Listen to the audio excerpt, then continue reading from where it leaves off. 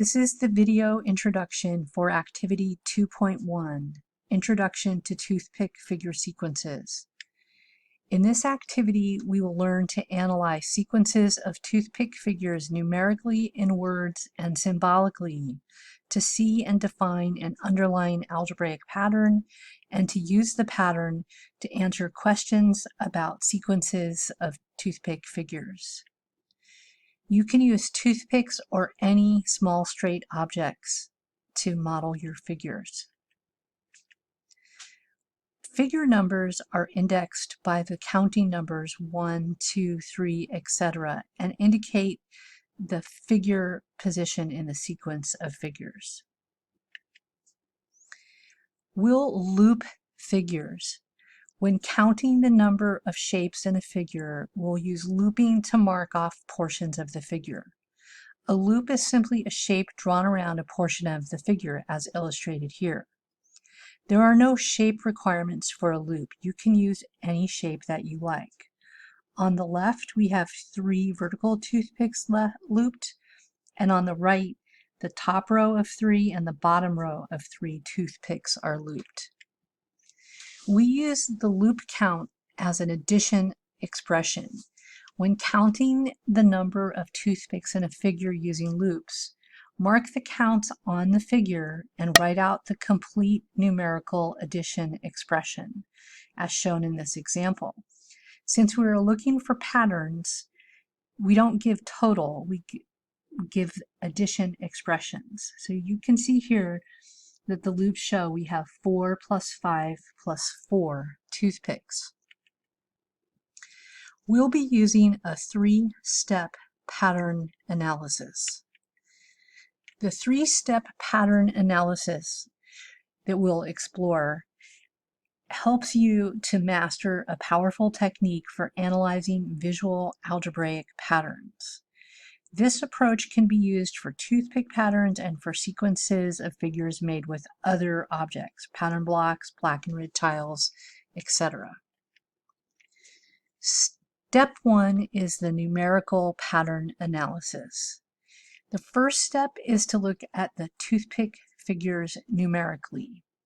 To count the toothpicks numerically, use looping and create numerical expressions to count the total number of toothpicks in each figure without simply counting each individual toothpick. Your looping technique should be consistent for each toothpick figure in the sequence to help you see the pattern. Always mark counts by your loops to help you track your pattern, and give each toothpick figure count as an addition expression. For instance, for the sequence of square toothpick figures, the looping pattern and counts for this are given here. And you can see we have consistently marked our pattern. For figure 1, we have 1 plus 2 plus 1 picks. For figure 2, we have 2 plus 3 plus 2 picks, and for figure 3, we have 3 plus 4 plus 3. The second step is using words. And we'll use words to describe the looping and addition expression. Your words should describe the general technique you used for each toothpick figure in the set and match your looping pattern. Use simple phrases. Your words and phrases should be clear and allow another reader to see your counting technique. Example phrases you might use while looping include the following. You can build on these ideas to create more phrases. The figure number plus 1. 1 less than the figure number. Half of 1 more or 1 less than the figure number. Twice the figure number plus 1. Half of 1 less than twice the figure number. Half of the figure number. 3 times the figure number. You can see how to create your own simple phrases. For example, for this sequence of squares toothpick figure, the words for this looping pattern are given here. Since we're using the same looping pattern on each figure, the words here are only given once. Our words are the figure number plus the figure number plus 1 plus the figure number. And you can see in figure 1 that we have 1, that's the figure number, and then plus 2, that's the figure number plus 1, and then plus 1, that's the figure number again. Our third step is the symbolic pattern analysis. It's our last step. We'll use the symbol N for the toothpick figure number and the symbol T for the total number of toothpicks. For example, you might have T equals 7n plus 2 plus 2. Note that's not an invalid equation for the square sequence. Don't worry about simplifying your symbolic equations in step 3.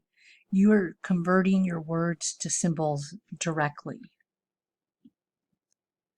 In some cases, you may not be able to extend your looping in words to a symbolic equation. Be sure to note by your method that you don't currently see a symbolic equation. For example, for this looping pattern that we've been considering for the squares toothpick figures, we would see these symbolic equations. And again, since we're using the same looping, we'll just give the symbols once. So we have the figure number, that's n, plus the figure number plus 1, that's n plus 1, plus the figure number. So you can see that we have t equals n plus 1 plus n. You might see that that simplifies to t equals 3n plus 1.